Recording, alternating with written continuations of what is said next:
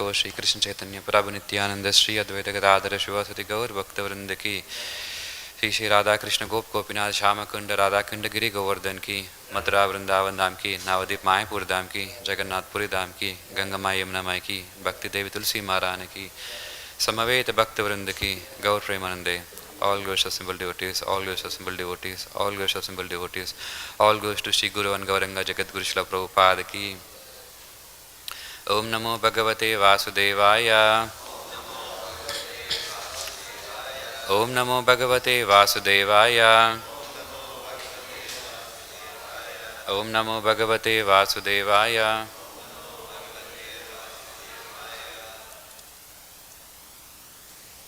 So today we'll be reading 3 verses together. So I'll just chant myself 60 and 61 and 62 we'll do it together.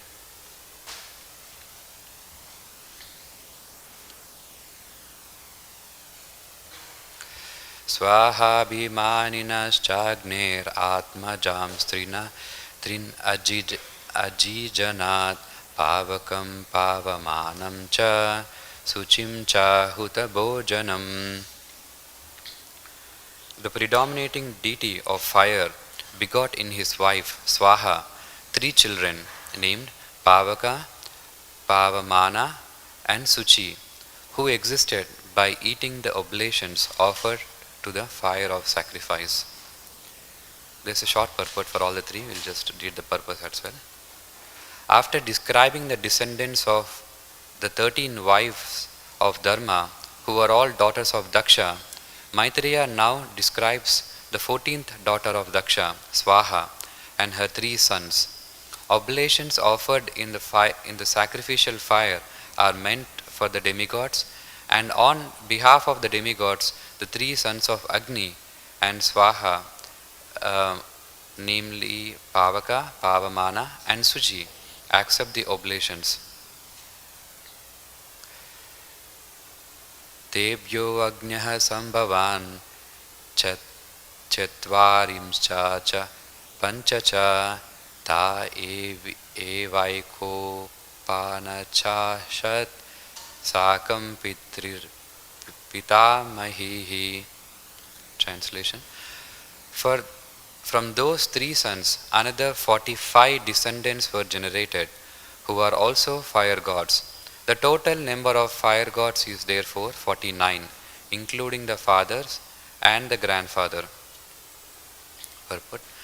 The grandfather is Agni, and the sons are Pāvaka, Pavamāna and Śuci. Counting these 4 plus 45 grandsons, there are altogether 49 different fire gods. This one we'll read together. First I'll do word to word and then read the line. Vaitanike karmaniyan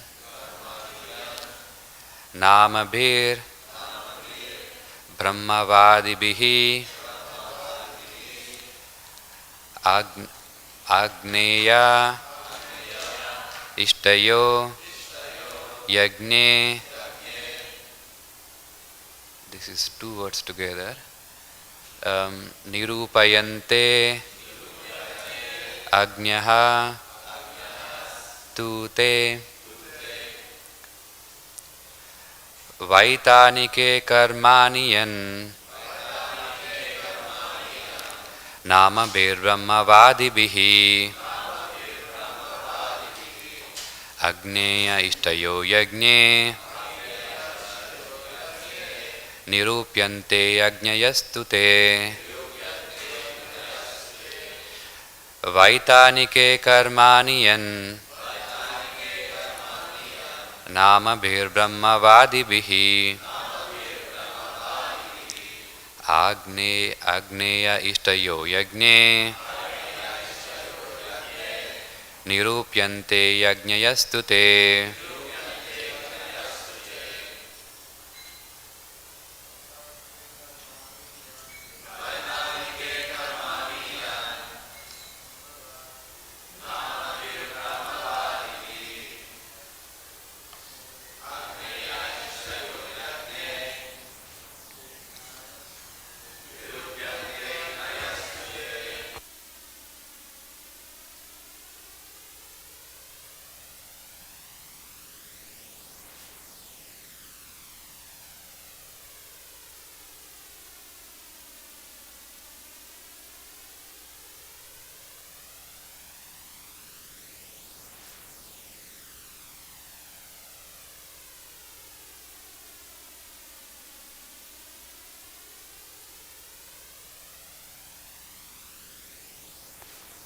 namabir brahmavadibihi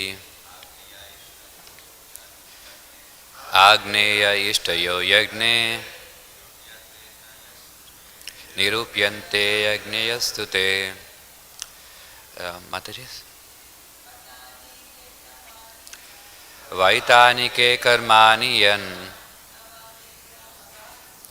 brahmavadibihi agneya ishtayo yagne nirupyante yagnayastute. Vaitanike karmani yan namabir brahmavadibihi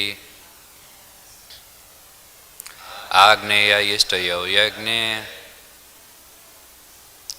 nirupyante yagnayastute. Vaitanike, offering of oblations. Karmani, the activity, yet of the fire gods. Namabihi, by the names. Brahmavadibihi, by impersonalist brahmanas. Agneyaha, for Agni. Ishtayaha, sacrifices. Yagne, in the sacrifice. Nirupyante, are the objective. Agnayaha, the 49 fire gods. Tu, but, te, those. Translation and purport by His Divine Grace A.C. Bhaktivinoda Swami Srila Prabhupada ki Jai. Translation: These 49 fire gods are the beneficiaries of the oblations offered in the Vedic sacrificial fire by impersonalist brahmanas. And this is a short purport for this. Impersonalists who perform Vedic fruitive sacrifices are attracted to the various fire gods and offer oblations in their name. The 49 fire gods are described herewith.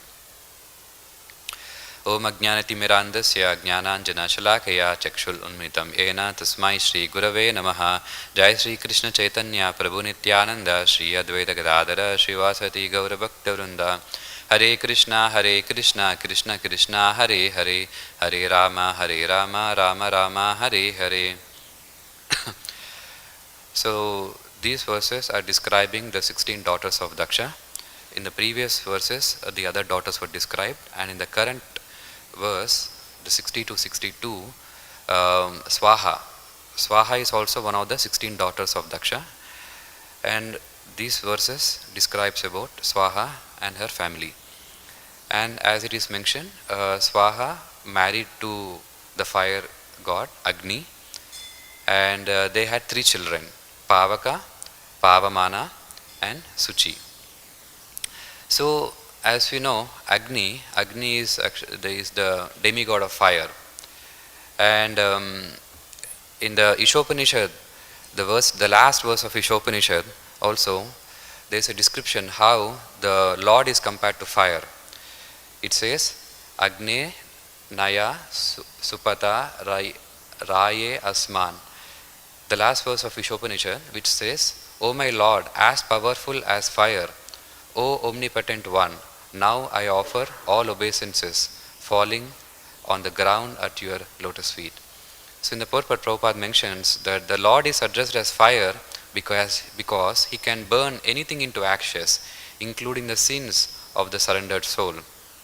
So in this way, we can see there are instances where even the Supreme Lord is compared to Agni because of his potency to destroy things. And here we can see the description of Agni and his wife and the 3 children of Agni. And here, while we perform the fire sacrifice, at every grain we have Svāhā, right? Rabindranath Tagore says, right? Svāhā. So Svāhā, it can have 2 meanings.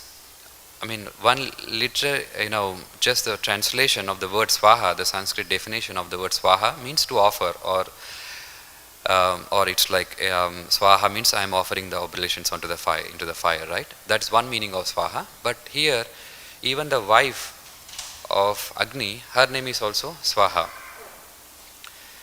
So, and it is mentioned here that they have 3 children, Pāvaka, Pavamāna and Śuci. And these three children, they are sons, and they exist by eating the oblations offered to the fire in the fire sacrifice. Then obviously a question may be raised. So when we are doing the fire sacrifice, ultimately whom are we offering the grains to? Are to the 3 children of Agni, or is it to the Lord Vishnu? But here it is mentioned that the 3 children of the fire god are actually eating the grains offered in the fire, and they are apparently the benefactors of the offerings. But however, if we go through some of the pastimes mentioned in the Bhagavatam, understanding who is the ultimate benefactor of the sacrifice, we know the story of King Nabi, right? King Nabi and his wife, they both performed a fire sacrifice with a desire. What was the desire of King Nabi? Anyone remembers what was the desire of King Nabi to perform the fire sacrifice? What they wanted? They wanted a son. They wanted a son who is as good as Lord Vishnu himself. And being pleased by the fire sacrifice offered by King Nabi, the Lord himself appeared personally and blessed the couple with a son. And the son's name is Rishabdev, right? So Rishabdev himself took birth in the womb of the wife of King Nabi, being pleased by the sacrifice. So the understanding is that the fire sacrifice, in the few verses before, it is mentioned Yajna. Yajna is one of the forms of Lord Vishnu, who is the Lord of all the ritualistic performance. And so he is the ultimate benefactor from all these things. And it is further mentioned in the second canto, 6th chapter of Bhagavatam, where there is a description of Virat Purusha. The name of the chapter was Purusha Sukta Conformed. And in the chapter, the very first verse, which goes on to describe the Virat Purusha of the Lord, it says, Vacham Vahaner Mukham Kshetram, which basically means that the mouth of the Virat Purusha is the fire, is presided by the demigod of fire. So in this way, this fire demigod is ultimately related to the Virat Purusha, and it is through the fire that the Virat Purusha, or the Lord, accepts the oblations. So ultimately, even though the oblations are offered into the fire, and the fire demigod is kind of acting as a intermediary, the ultimate benefactor of the yajna or the fire sacrifice is Lord Vishnu himself. And these are even further confirmed by various verses in Bhagavatam and in Bhagavad Gita. It is said, Aham hi sarva yajnanam bhoktacha prabhurevacha natu mam abhijanati tatve natas chavantite. I am the only enjoyer and master of all sacrifices. Therefore, those who do not recognize my true transcendental nature will fall down. Because it is very much important to understand what is the purpose of the fire sacrifice, right? Without understanding the nature of the fire sacrifice and what is the ultimate goal, and without understanding who is the ultimate benefactor and what is the purpose of doing such sacrifices, then there is a possibility that the person may fall down. What do you mean fall down? Fall down here basically means in the sense that a person is bound up in the fruitive results of one's own actions. And it is clarified that even in the Bhagavad Gita, the 3rd chapter, it is mentioned that Yajnarda Kanvananyatirat means all the work should be offered as a sacrifice to Lord Vishnu. And if not, then that work causes bondage. And we can see some examples in Srimad Bhagavatam how even King Bharata, he was also actually performing fire sacrifice. But what was the consciousness of King Bharata? It is described here. It's a long translation. We can read together. I'll read it myself. You can follow it on the screen. After performing the preliminaries of various sacrifices, Maharaj Bharata offered the results in the name of religion to the Supreme Personality of Godhead, Vasudeva. In other words, he performed all the yajnas for the satisfaction of Lord Vasudeva, Krishna. Maharaj Bharata thought that since the demigods were different parts of Vasudeva's body, he controls those who are explained in the Vedic mantras. By thinking in this way, Maharaj Bharata was freed from all material contamination such as attachment, lust and greed. When the priests were about to offer the sacrificial ingredients into the fire, Maharaj Bharata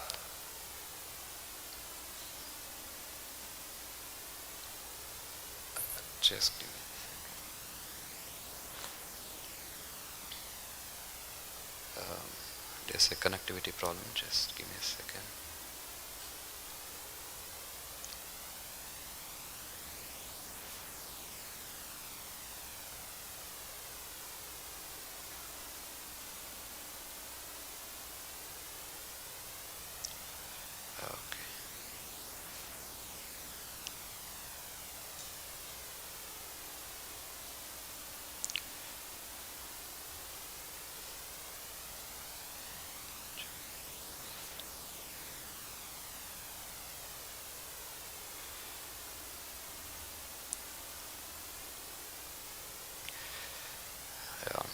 Sorry for that. So, when priests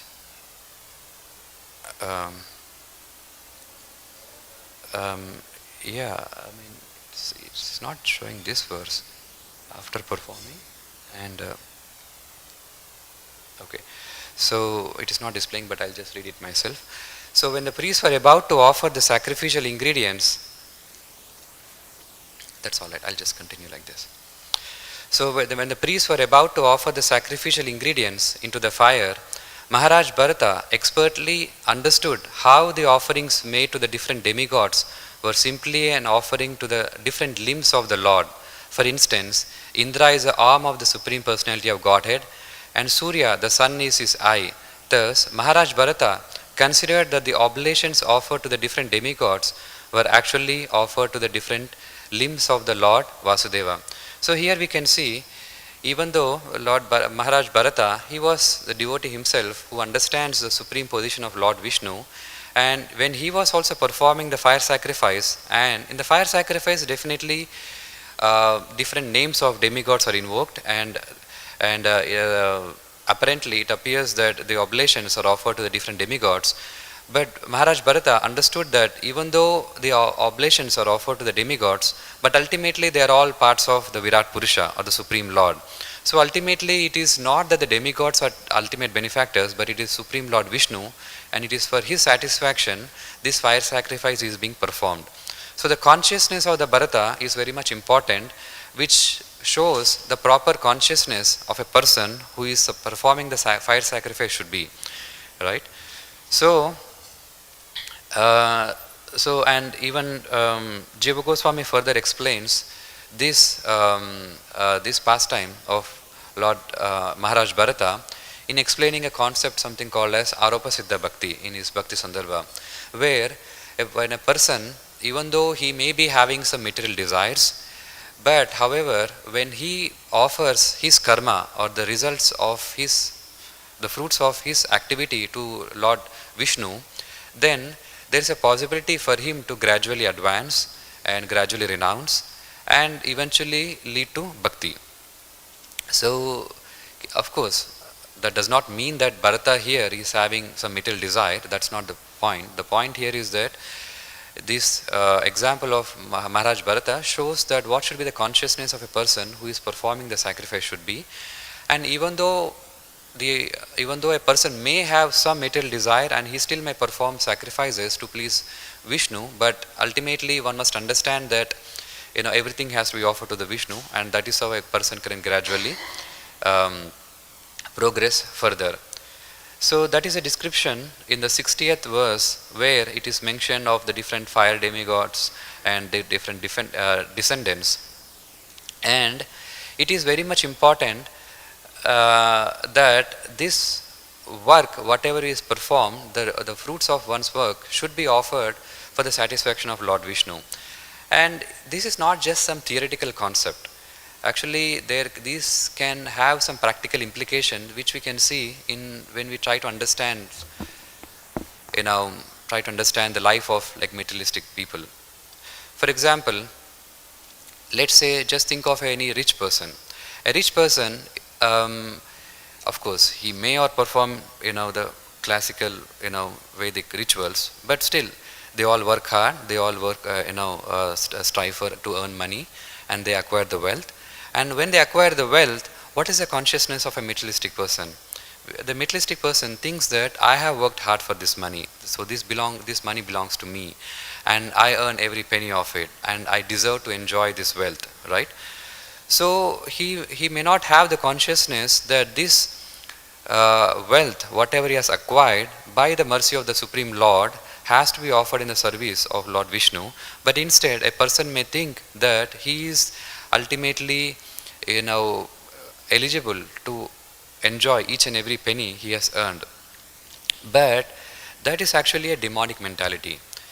This demonic mentality will eventually lead to his own destruction. That's what Krishna says, right? That is this kind of, when the work is not offered to the Vishnu, that work causes bondage. And how does that work cause bondage in a materialistic person? The first thing is that when a person is so self-centric, and when a person is so selfish, and thinks that the wealth, whatever he has acquired, belongs to him, then definitely his family members, he thinks in the same way, right? The wife, right? We can see many practical examples. The wife, when they divorce, they get 50% of the wealth, right? And the children, and they fight who will get how much wealth of the proper of the father's wealth. And in this way, we can see how this kind of a selfish mentality eventually will lead to one's own degradation when that wealth is not offered in the service of Lord Vishnu. And we can see the examples like Ravana. Even Ravana wanted Mother Sita. Sita is nothing but the Lakshmi Devi herself. But he didn't want Lord Ram. He only wanted Mother Sita. And we can see how that led to the destruction of Lanka, right? So in the same way, Lakshmi is meant for the service of Lord Narayan. When this Lakshmi is not used in the service of Lord Narayan, then that Lakshmi can actually cause chaos or destruction in one's own life, as we've seen in the case of Ravana. And we can see such examples, many such examples even in the current day, that how when a person acquires too much wealth and wishes to enjoy all his wealth by himself without offering anything to Lord Vishnu, that it will lead to his own destruction. So that is why it is very much important to understand this whole concept of sacrifice and understand that what is the purpose of this sacrifice. That is verse number 60. And in the 61st verse, it is mention of the descendants of Agni, that there are total 49 descendants, including the father and grandfather. And interestingly, in the Chaitanya Charitamrita, Adilila 6, 14 and 15, there is a mention of descendants of Agni. It is mentioned that the atheistic Kapila, we know, right? There is an atheistic Kapila who is son of Mother Devahuti, and there is an atheistic Kapila. And Prabhupada mentions that this atheistic Kapila is actually one of the descendants of Agni. And he is not Supreme Personality of Godhead or nor partial incarnation, he is just a conditioned soul. So that is one thing I want to mention when we, as the topic came about the descendants of Agni, and Prabhupada mentions that atheistic Kapila is also one of the descendants of Agni. And in the 62nd verse, it is mentioned that these 49 fire gods are all beneficiaries of the oblations offered in the Vedic sacrificial fire by the impersonalist Brahmanas, Brahma Vadinaha. It is interesting that Prabhupada translated the word Brahma Vadinaha as impersonalist. As we know, impersonalist, even though sometimes the word impersonalist is used interchangeably between the Mayavadis and Brahmavadis, right? Even here you can see Prabhupada translated the word Brahmavadi as impersonalist, and some other locations we can see even Mayavadi is also translated as impersonalist. But there is a big difference between a Brahmavadi and Mayavadi. Can anyone tell me what's the difference between a Brahmavadi and a Mayavadi? What's the difference between a Brahmavadi and Mayavadi? Yes?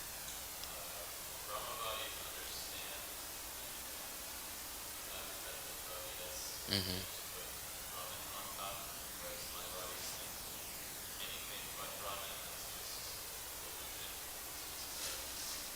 Right. Yeah. So either the Brahmavadis or Mayavadis, their ultimate goal is same. Their ultimate goal is they want to acquire the Sahaja Mukti.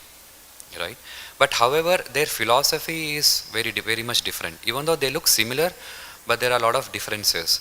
So the Brahmavadis, they do accept that the absolute truth as an impersonal feature, but they are actually not offensive to the personal feature of the Lord. Whereas on the other hand, the Mayavadis, even though they accept that the impersonal feature of the Lord, but they become offensive towards a personal feature of the Lord, and that is why Mayavadis are condemned and the Mayavadi philosophy is also condemned. And sometimes it is also very much important to understand that what is the difference between the philosophy of a Brahmavadi and a Mayavadi, because apparently they seem to be the same. And when we criticize the philosophy of a Mayavadi, we need to be a little bit careful to understand that there are further nuances, and we should not end up criticizing the Vedic philosophy. Because Brahmavadis and Mayavadis, they are actually very much interested in reading Upanishads. They are very much into studying Upanishads, and Upanishads also spends most of the Upanishads are actually focused on the impersonal feature of the Lord. But however, the difference between a Mayavadi and Brahmavadi, even both of them read Upanishads, the main difference is that a Mayavadi's understanding of Upanishads is contaminated by Buddhist philosophy. There is a mixture of Buddhist philosophy in Upanishad onto the understanding of Upanishads for Mayavadis. And as we know, the main proponent of the modern Advaita philosophy is Adi Shankaracharya. Correct? So Adi Shankaracharya is the one who propagated Mayavada philosophy. But apparently, if you see, Shankaracharya also, most of his commentaries, most of his teachings are centered around Upanishads. But where is the problem? Where is the deviation coming from? The deviation is coming from when this Advaita philosophy is mixed with Buddhist philosophy. And Shankaracharya himself acknowledges this. And in his commentary on Mandukya Karika, there he says that Vijñānino Vadino Bauddhasya Vachanam, where he says that the statements of Vijñānavadi Buddhists have been accepted by Acharya Gaudapad. Acharya Gaudapad is a Param Guru of Shankaracharya. Even though Shankaracharya has propounded the Mayavada philosophy, but this philosophy started much before Shankaracharya himself, especially from his Param Guru Gaudapadacharya. And Gaudapadacharya, in his commentaries, he has actually mixed a lot of Buddhist philosophy into the understandings of Upanishads. And Shankaracharya himself acknowledges that. And this is the root cause of the problem. The root cause of the problem is not Upanishads itself, but when a Buddhist philosophy is mixed into it. And this is also confirmed in Padma Purana. In the Padma Purana, Lord Shiva himself says that he is going to appear in the age of Kali to propound the philosophy of Mayavad philosophy. There he himself says in Padma Purana that Mayavadam Ashat Shastram Prachannam Bauddham Uchyate. Where he says Mayavada philosophy is an improper explanation of the scriptures. Indeed, it is a veiled Buddhism. You see? So, even though Mayavada philosophy appears to be propounding the philosophy of Upanishads or propounding the Vedic philosophy, it is actually a covered Buddhism. And Lord Shiva himself says that in Padma Purana, and even Shankaracharya himself agrees to that in his Mandukya Karika commentary, that Gaudapadacharya actually brought in a lot of Buddhist concepts into the Advaita philosophy. The pure Advaita philosophy, actually, there's no problem with the pure Advaita philosophy. But the modern Advaita philosophy, as propounded by Shankaracharya, that is where all the problem comes in. So, talking about philosophy, this philosophy can broadly be actually classified into two categories. Like one is like a Vedic and other is like a non-Vedic philosophy. So all the darshanas like Dvaita, Advaita or Sankhya, these philosophies comes under the purview of the Vedic philosophies and they are all accepted. But those philosophies which reject the Vedas, which denies the Vedic principles, they are called as non-Vedic philosophies and they are actually condemned. And Buddhist philosophies are non-Vedic philosophy. Correct? So that is where the problem comes in. And whenever we try to understand what is the main difference between a Vedic and a non-Vedic philosophy, of course, one thing is that one accepts the Vedas and other does not reject the Vedas. But there are further nuances to it. The further nuances is that in a Vedic philosophy, all the Vedic philosophies, the one common thread among all the Vedic philosophies is that they accept the concept of Purusha and Prakriti. Either it is Sankhya, Dvaita, Advaita, Vishishtadvaita, doesn't matter. Every philosophy, they all accept the concept that there is Purusha and there is Prakriti. But the non-Vedic philosophies can, of course, Buddhism is one non-Vedic philosophy. Can think of any other non-Vedic philosophy? No, like in India. Karma Mimamsa, I don't think they reject Vedas. Any other philosophy, non-Vedic philosophy which is relevant? Charvaka, exactly.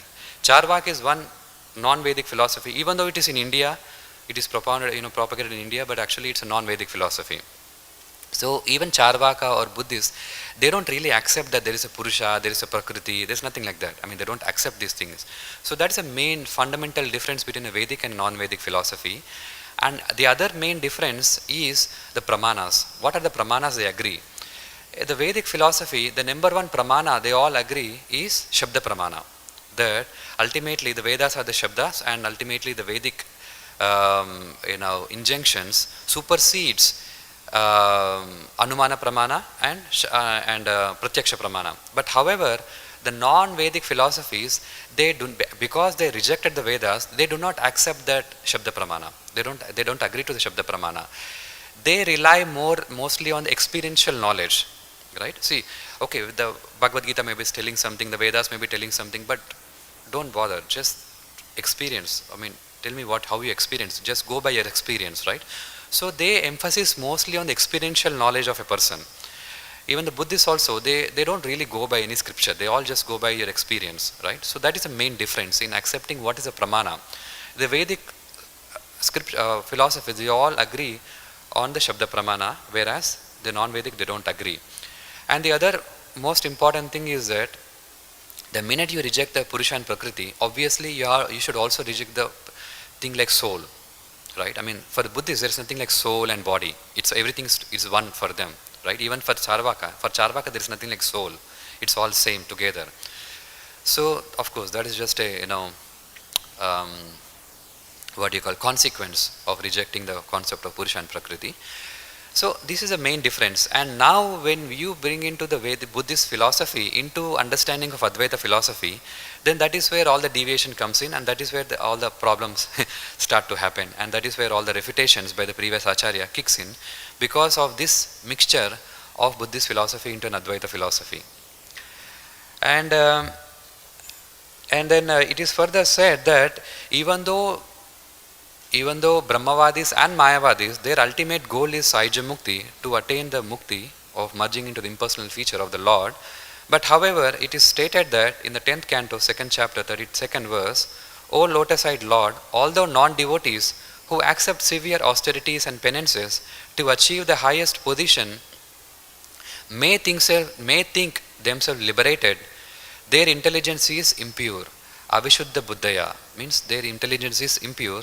Because of this impure intelligence, they fall down again from their position of imagined superiority, because they have no regard for your lotus feet. So in this way, even though a person may think himself to be liberated, right?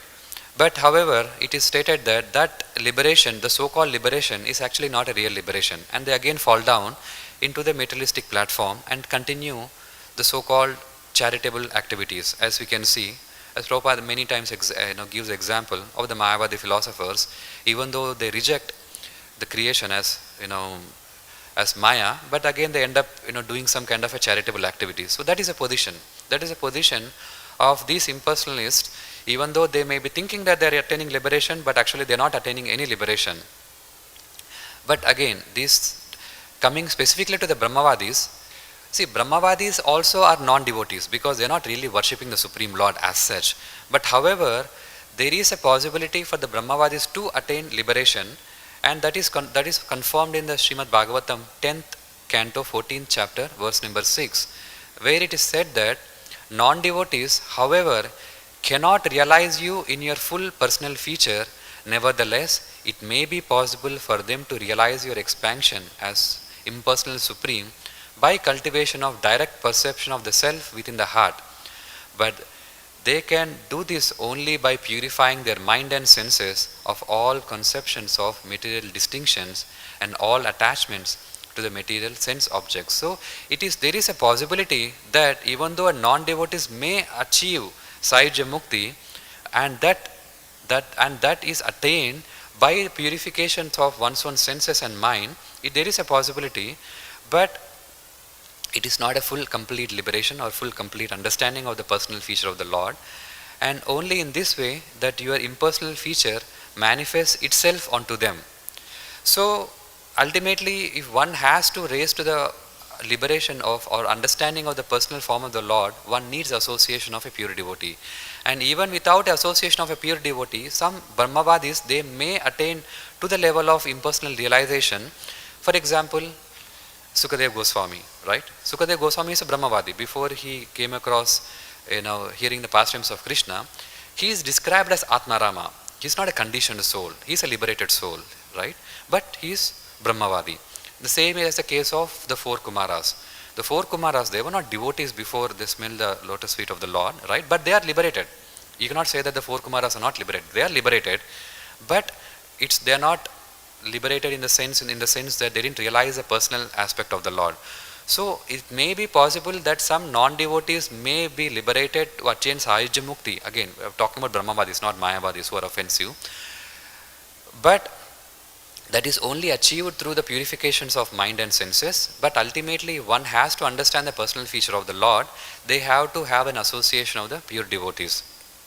And it is possible that these impersonalists, either Mayavadis or the Brahmavadis, to raise to to attain the highest liberation of understanding the Supreme Lord, if they are fortunate to have the association of the Supreme or the association of the pure devotees of the Lord.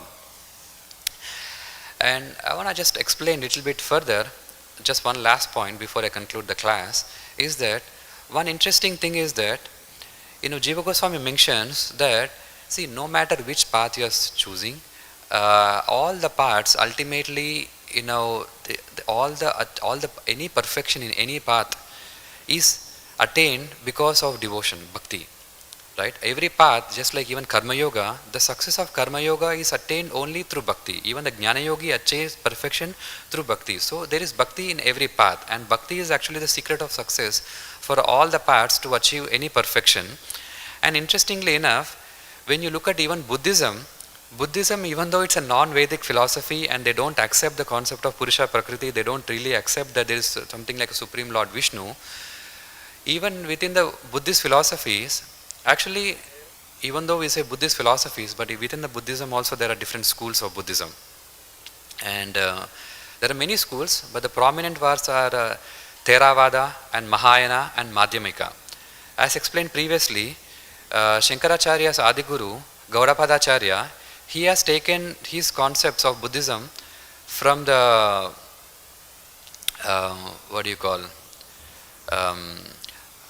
Madhyamika school. He took a lot of Madhyamika school Buddhist philosophy into the Upanishad understanding. So, and these schools, Theravada, Mahayana, Madhyamika schools, they actually mental speculators, they are philosophers who kept writing different philosophies evolving over hundreds and hundreds of years. And the most recent school of Buddhism is actually Madhyamika school, which is considered to be the most advanced understanding of the Buddhist philosophy. And interestingly enough, if you try to understand a little bit about what is their understanding, even they focus on something bhakti.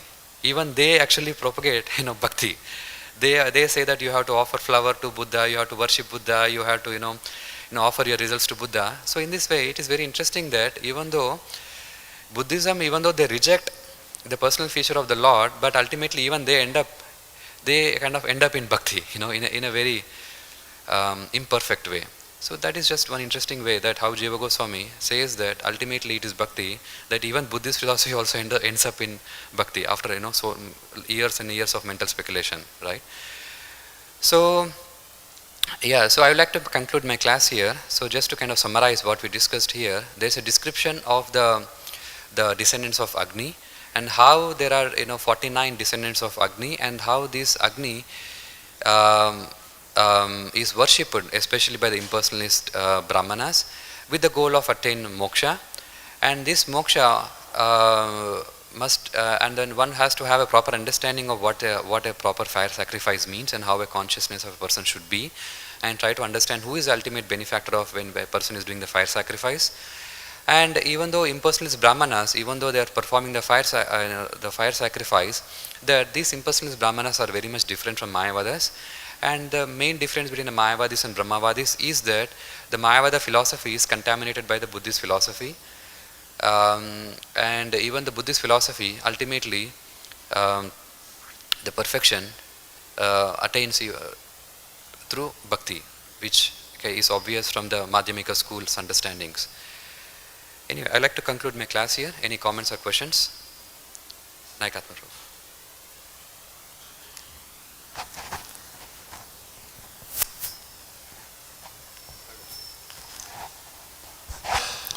Hare Krishna, thank you so much for excellent class. It was just incredible. I especially liked your clarification of how nirvishesha shunyavadi, the impersonalism and the voidism in the world is such a disguised problem. Right. And how Srila Prabhupada is so nicely clarifying all of this through his preaching work. So thank you so much. Thank you very much. Just one comment before I talk to Prabhupada Prabhu. So, there are many universities, and in many universities there is a department of religion, right? They all study different world religions. And interestingly, I was told that if you look at all the publications on different religions, there are Christian, there are so many publications of Christianity and Islam, and within the Hindu tradition also there are so many philosophies, right? And someone did a survey that which religion has the highest number of publications or highest number of research papers published. Can anyone of you guess which religion it is? It is Buddhism. It is about Buddhism. And then Advaita. So actually Advaita and Buddhism both are almost the same. So you can see that even the so-called intellectuals who are trying to understand the religion, there is some kind of a natural attraction towards Buddhism and impersonalist philosophies. I don't know why, but that is there. It's so this thing for people to, even the intellectuals, to get attracted. The main reason, from what I understand, is that, see, if one has to take to bhakti, what is the first thing what is required for bhakti is one should have shraddha, faith, right? And oftentimes the faith or shraddha is something seen as some kind of a sentimental feeling, or bhakti is sometimes seen as some kind of a sentimental thing, right? That is why if you see a non-Vedic religion, they don't accept Shabda Pramana. They say don't worry about this thing, just go by your experience, because intellectual people, scientists, they don't really go by Vedic, right? They just go by experiment. They go by what they can test, right? In that sense, Buddhism and Advaita philosophies are very much attractive even to the intellectual class of people.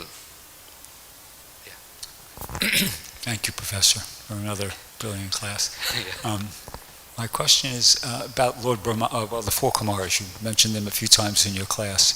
So my question is this: how is it possible that the four Kumaras, who are the sons of Lord Brahma, were Brahmavadis? I mean, Lord Brahma certainly understood that Krishna is the Supreme Personality of Godhead. He's their father.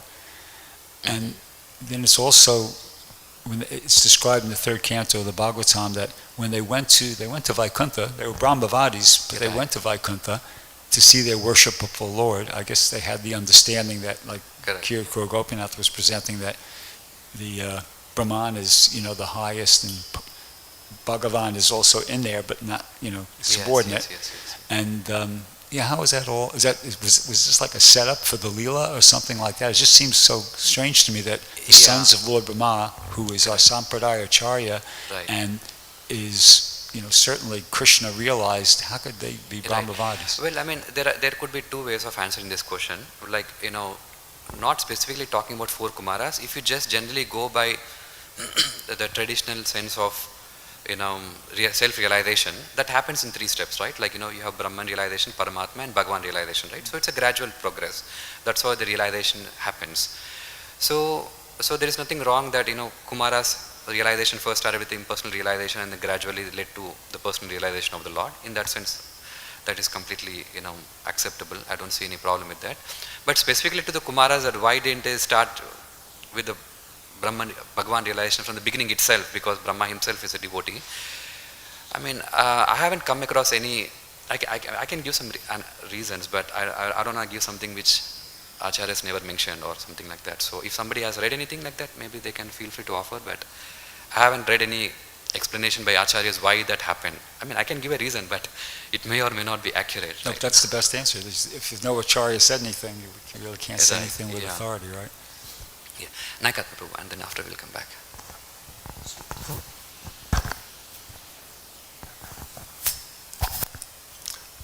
Prabhu, just to add to your final comment about publications and how Buddhism is the number one, it makes perfect sense that these philosophies of voidism and impersonalism are such a convenience for those who are in such great distress in the world. Yeah. And people are experiencing great distress. Right. So to turn to voidism is such a convenience, and impersonalism is such a convenience to get out of that miserable state that they're experiencing. Yes. Thank you very much for that point. Thank you. Yeah. Yes. In the question that Drupadi was asking, it came to my understanding that in the 11th canto, Srimad Bhagavatam, chapter 14, when Uddhava and Krishna are having a conversation, and Uddhava is asking all these different points of philosophical views, and he's saying, well, ultimately we know that devotional service is the topmost, but can you explain why are taking place? And then Lord Krishna was explaining about the whole process of the creation, how at one time, everything is annihilated, and then again, he brings it back. And then he started describing, Lord Brahma, and then all the great sages, and how the whole universe is populated. And it's because of the desires of the living entities. So every kind of philosophy is there to be propounded to satisfy the needs of a particular soul who has that desire. You can say impersonalist, bhakti and everything. That is true, yeah. Because every philosophy, there's an interesting way how it all originated. I was thinking of telling about Charvaka also, but we don't have time. I'll just say 2 lines. So Charvaka philosophy also, interestingly, actually Charvaka philosophy was actually propagated by Brihaspati, the guru of the demigods. There's a long story why Charvaka philosophy came into picture, because see, these philosophies are not powerful philosophies, and they're not making some conditioned soul. Like even Buddha is a Supreme Lord himself, and even Charvaka, it's a powerful philosophy, and what was done by even Brihaspati himself. There's a long thing. Basically, the demons were getting powerful by performing the Vedic rituals, but Brihaspati wanted to avoid that. So in order to convince the demons that stop your ritualistic sacrifices, so he wanted them to divert from the Vedic sacrifice. Then Brihaspati came and told Charvaka philosophy to the demons. That's why the Charvaka philosophy came into existence. It's just one interesting point that how these philosophies actually, it's always there, and they have a specific purpose for the desires of the people. Yeah, Narottam Prabhu. And then after the Prabhu's comment, we will end. If you have any questions, we can follow after the Hare class. Krishna Prabhu, thank you for your wonderful class. It is mentioned that there are like 40-something fire gods. 49, yes. 49 yeah. Fire gods. we know that Surya is the fire god, right? So there is a difference between the sun god, like the sun god, which is, I don't know, I assuming is also the fire god, and these 49 fire gods. Yeah, I'm not sure about that. Yeah, I can look into it and I can get back to you on that one. Okay. Thank you very much. Srimad Bhagavatam ki jai, Jagat Guru Srila Prabhupada ki jai.